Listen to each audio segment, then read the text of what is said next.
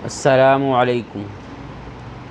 हज़रात गिरामी, बाज़ ख़राबियाँ ऐसी हैं कि वो इंसान की ज़ात तक महदूद हैं, लेकिन बाज़ मफ़ासिद और ख़राबियाँ इतनी होलनाक और ख़ौफ़नाक है कि पूरे मुआशरे को तबाह कर देती। इन्हीं ख़राबियों में से एक ख़राबी वो जहेज़ है।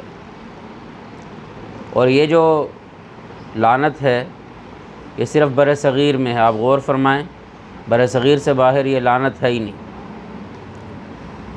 और इसकी मिसाल यूँ समझिए कि किसी घर में कोई लुटेरे आएँ और वो दोशीज़ा के साथ साथ सामान भी लूट के ले जाएं और घर वाले हरफ़ शिकायत ज़ुबान पर ले आएँ। बिल्कुल ऐसे ही है। फ़र्क सिर्फ़ इतना है कि जब शादी होती है हमारे यहाँ बर-ए-सग़ीर में, तो लड़की के साथ साथ साज़ो सामान भी ले जाते हैं, लेकिन जो घर वाले हैं लड़की के वो बतकल्लुफ़ हरफ़ शिकायत नहीं लाते, वो फिर भी होंठों पर मुस्कुराहट लेकर आते हैं। तो ये जो लड़की के घर वालों की जानिब से साज़ो सामान देना है जहेज़ की शक्ल में, ये बहुत बड़ी ख़राबी। हदीस पाक में आप सल्लल्लाहु अलैहि वसल्लम का इरशाद है कि 3 चीज़ों में ताख़ीर ना की जाए। तो जब नमाज का वक्त हो जाए तो फ़ौरन अदा की जाए। दूसरा, जब जनाज़ा तैयार हो जाए तो फ़ौरन जनाज़ा अदा किया जाए, जनाज़े में ताख़ीर ना की जाए, तजहीज़ व तकफ़ीन में जल्दी की जाए। और तीसरा फरमाया कि शादी कि जब लड़की का जोड़ मिल जाए, और जोड़ के लिए फ़रमाया कि दीन वाले को प्रेफर करो, तरजीह दो। फ़ज़फ़र बिज़ाति दीन तरिबत यदाक।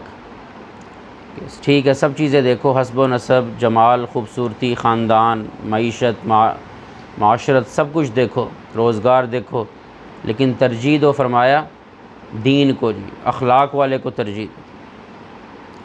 तो जब मुनासिब रिश्ता मिल जाए तो उसमें भी ताख़ीर ना करो। आज देखिए कि हमारे पाकिस्तान में कितनी हमारी बेटियां हैं, बहनें हैं, जो सिर्फ़ जहेज़ ना होने की वजह से घरों में बैठी हैं और वो जो है अब नफ्सियाती मरीज़ हो चुकी हैं, कि जो वालिदैन हैं वो मुख्तलिफ़ अमराज़ का शिकार हो चुके हैं इसी टेंशन और परेशानी की वजह से। और जो इज्तिमाई शादियाँ की जा रही हैं उसमें भी, इज्तिमाई शादी चलो किसी की कफ़ालत कर रहे हैं, लेकिन उसमें भी जहेज़ का इंतज़ाम किया जा रहा है। ये गलत चीज़।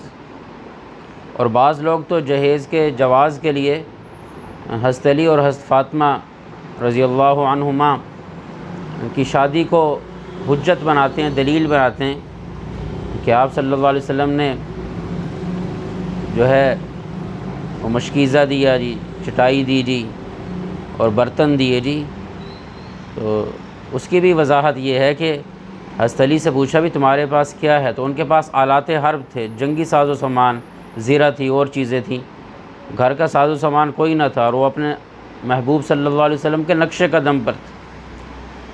तो जो महर हज़रत अली रज़ियल्लाहु ताला अन्हु ने जो ज़ीरा जो थी वो फिर उसको बेचा, और उस्मान को पता था, तो हज़रत उस्मान ने महंगी ख़रीदी, 500 दिरहम में ख़रीदी, और वो जो रकम थी आप सल्लल्लाहु अलैहि वसल्लम के हवाले की। तो आप सब ने उस रकम में से, यानी हज़रत अली की जो ज़ीरा थी जो उन्होंने बेची महर के तौर पर, उस रकम में से आप सल्लल्लाहु अलैहि वसल्लम ने ज़रूरत का सामान जो है वो ले कर दिए।